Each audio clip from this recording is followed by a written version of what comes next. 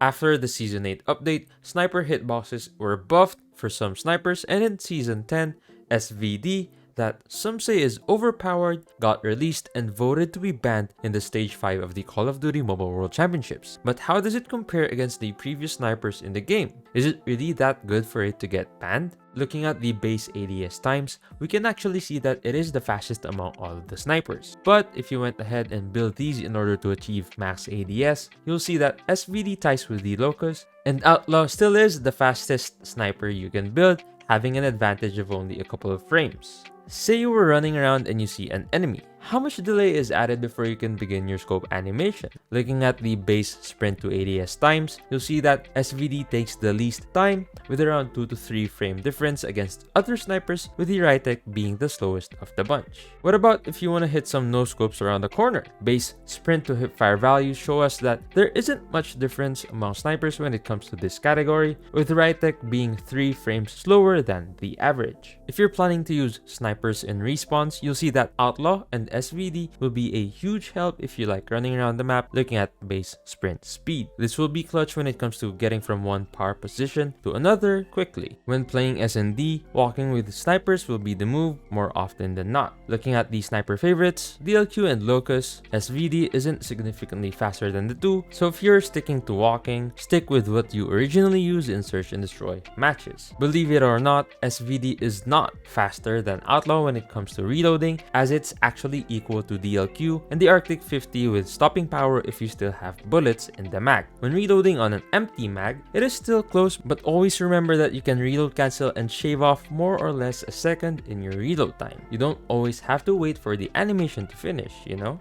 SVD is king when it comes to sniper fire interval or the time it takes between shots. People say that SVD is reminiscent of the Arctic 50, and rightly so because of its fire rate combined with its lethal hitboxes until 40 meters. Arctic 50 and Rytek takes 10 frames more on a 60Hz screen before it can shoot another shot. Base idle sway of the SVD is the lowest too, at only 4 rings at 40 meters in practice range target. It's like they really built this sniper for respawns with its stability to have better experience with spamming. Take note that stock attachments usually increase idle sway. Remember, you can counter idle sway by just scoping out and in again to avoid too much idle sway and recenter your scope. Consider this a cheat sheet for the sniper hitboxes in COD Mobile. For snipers that'll one shot from the head, arms, chest, stomach, and groin area. Yes, Mantray has a really nice package down there. DLQ, Locust with stopping power, Arctic 50 with stopping power will kill an enemy at any range with these hitboxes. Rytek, however, only has 0 to 50 meters for its effective range.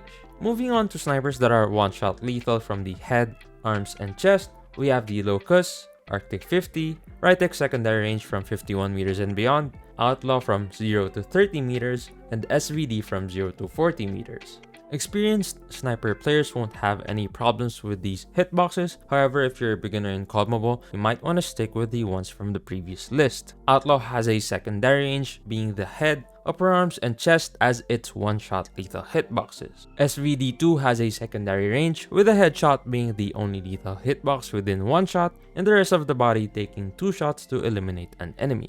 Looking at the different snipers in the current multiplayer meta, I personally believe that DLQ is the best sniper you can use overall, with Locust being close second. For respawns, you can play with SVD and Outlaw, but be ready to sacrifice range and more hit markers. Playing with all of these snipers with the builds shown on screen, I really had fun playing with the Rytek and the Outlaw. But if you're a pro player, you'd be better off sticking with DLQ and Locust. Here's some clips of me playing and having fun with the Rytek and some handcam action. Its primary range is really useful for those quick gunfights, and as for long range, you'll have to scope in and out between shots if you don't hit the first one because it's slow to recenter. It's overall a good sniper that's being held back with its mag size and its eternally long reload time. Equipping sleight of hand is kinda useful, but I still find it too slow even if I do reload cancel with it. If you want a suppressed build without sacrificing the groin hitbox range, use tactical suppressor, but you'll have to pre-aim more. If it were up to me, I'd equip a suppressor because this sniper is one of the loudest guns in the game, and I'm pretty sure if you use this all day, you'd get ear damage. Look at this guy accusing me of hacking, but it's just me being me, you know? I don't even play a lot these days. I find more fun making content than playing the game itself, which is kind of a good thing and a bad thing. I don't know. I'm just rambling to fill the silence while you watch these clips. Enjoy the silence before we roll out the outro. I can't stand the silence, so if you're still here, I just want to say thank you for all the support you guys have been giving me from the beginning. I know I haven't been consistent, but we'll get there and I'll be bringing more content to you guys. Special thanks to the guys at Team Cygnus for providing these stats, especially Z for helping me out with some of the testing I did for this video. That's it for today's video. Make sure you leave a like, and if you haven't subscribed, help me reach 100k subs before November ends. Nah, I'm just kidding, before 2021 ends. If you had to counter a K9 unit, what would you do? Let's talk about it on this video right here. Thanks for watching. I'll see you on the next one.